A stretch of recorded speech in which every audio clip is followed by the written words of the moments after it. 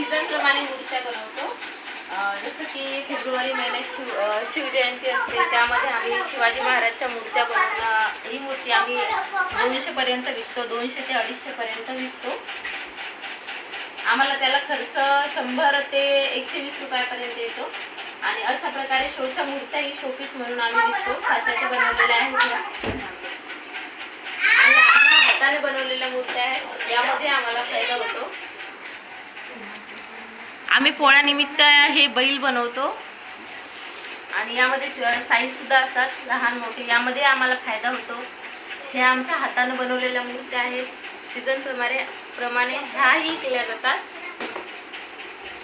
तसेच आमच्याकडे डेकोरेशनचे सर्व साहित्य मिळते आणि हळदीचे डेकोरेशन, मेहंदीचे डेकोरेशन, तसंच मेहंदी काढणे हेही करतो. आणि हे टाकाऊ वस्तूपासून टिकाऊ वस्तू बनवणं ही उपजीविका आम्ही सुरू केलेली आहे.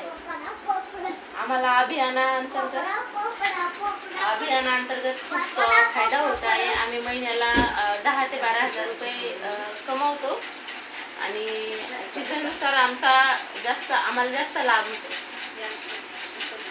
ही आमची उपजीविका आहे. या अभियानामुळे आम्हाला एक संधी मिळाली आणि त्या संधीचं आम्ही नक्कीच सोनं करून अभियानाची आम्ही